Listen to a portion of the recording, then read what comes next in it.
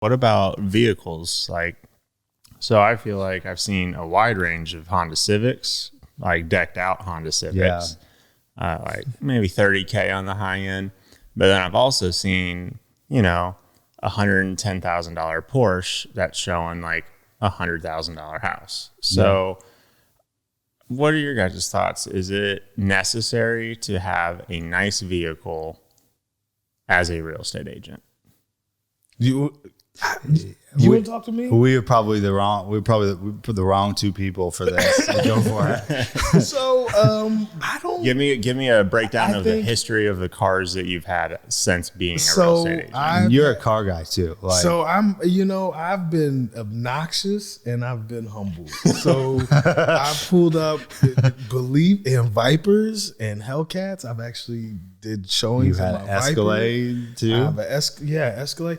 But I drive a 2003 Granny Caddy. I do. How does that stack up comfortability wise though to those other cars? Comfortability? Drive. You feel good in your Granny Caddy? I mean, you know what? There's something when you get out of a Cadillac Escalade, there's something about the way you feel when you step out of that. You know what I'm saying? Okay. So like from a confidence perspective, but to be honest with you, my numbers, now that I drive this my aunt gave it to me. It's like no car payment. Like, man, I drive 60,000 miles a year. So it's just stupid to do that to I have a 2015 Escalade and you put 60,000 miles a year. Do your customers make comments either way? Do they make a comment when you drove a Viper, and do they comment now? I for one, I didn't drive the Viper that often because I felt like, and those are gone. I don't have that stuff anymore. But I felt that was kind of obnoxious. I didn't like driving those. I don't know why I had that. It's something you talked about it 2 weeks ago on the show. That was the poster that hung up in your garage or your house or something, right? Yeah, I'm super weird about my image, so that's the reason why I never really drove that. But to me, yes, people. Okay, so people make assumptions about your success level depending on what you drive. Yeah. So when I pull up in a certain vehicle, there's people are responsive to you differently. I had another agent that I recruited that came on. I drove my Escalade, and he joined I want that. Yeah. So people are willing to be influenced. I would be lying if I told you that driving a nice car did not impact you, but it's not a prerequisite. I can push a lot of weight driving the Granny Caddy, I guess, if you will. So how about you? So for me, I guess I'm similar. Not that I drive a Granny Caddy today. However, I would. When I started, I rented a car. I've probably told this story off air, but I had someone call in about seeing a house for $1.2 million. And man, I'd never been in $1 million house before. Like, I didn't know what somebody who owned $1 million house did. And I didn't know anything about that. And so, I scrapped a bachelor party that I was supposed to go to that weekend, and I stayed home and I researched every single house that had sold in that location for $1 million plus. For 2 days, man, I wrote write-ups and essays and bullet points and details about every single thing I could take in knowledge-wise about what $1 million house would look like in our market at the time, so that I could be prepared, because I'd been in the business for less than a year at the time. And then I rented a car and I wore a suit.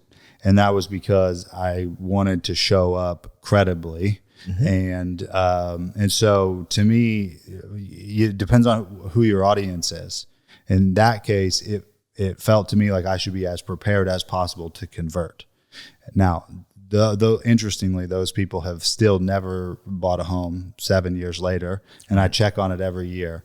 And so I never got paid a commission. However, I got paid in all of the knowledge and the experience that I gained along the way by going through that preparation process. And so that part paid off. I've always driven nice cars that are expensive, but I let some other moron take the depreciation on. Mm-hmm. I bought the vehicle I have now and decided, and when I got it, I wanted take all the badging off of it.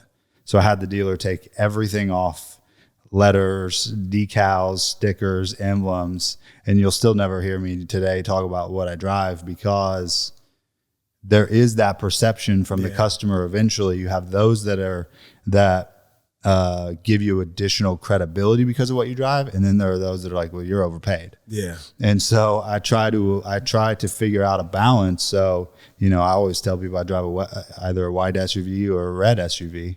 Yep. And that's what I go with, because for me, the brand is irrelevant. The brand is about my own insecurity if I have one. Right. If I attach the brand and the identity to it, then that's about my own insecurity. Whereas I drive the cars I drive because I like them. Right. And because someone else took all the loss and depreciation on it, and then I get the business tax write-off. Funny enough, so I guess as transparency, so we have 2 Range Rovers, and funny enough, man, we just bought a white Range Rover a couple months ago. My parents were looking for a new minivan. Their minivan cost more than than we paid for our Range Rover. Right. And it's 550 horsepower Range Rover that somebody paid $130,000 for. Yeah. And then it lost the majority of its value in a short period of time. And so I've always been really hardcore about saving a ton of money on letting somebody else take the loss and then use the tax benefits of the heavy equipment that way. But I think they matter not as much as people want them to though. Can I one exclamation point? I once hired a person that had an Audi, and he spent a lot of money on this Audi, and he did not sell anything. And I would caution against real estate agents or any kind of entrepreneur to go out and get debt because they feel that they have to have an image.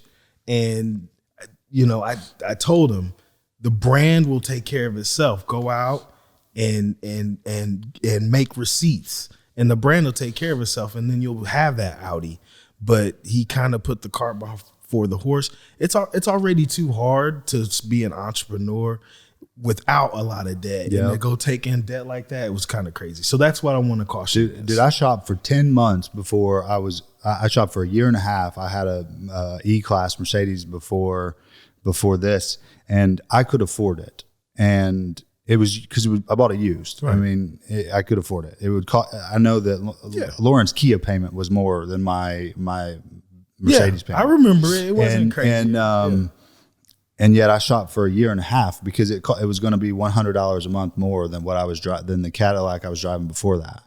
Okay. And then this was $135 a month more than my Mercedes, and it took me 10 months to finally be willing to actually pull the trigger on it. Right. Which was dumb. But I had to I had to not take on debt before I had the receipts to take on the debt. And I had to mentally get there. Right. Because it's a way better business decision to have the ability to deploy capital into your business than it is into a car. Absolutely. Mm-hmm. What did you end up doing with that Mercedes? That's a great. Oh, you know what? I sold it actually to one of the agents on the team. Yeah, we had an agent whose car was pretty beat up, and he was having a lot of success, and so I think his car maybe quit on him or something, and so I had him. He drove it, and then he bought it from me. Nice. Yeah, that's the way to do it.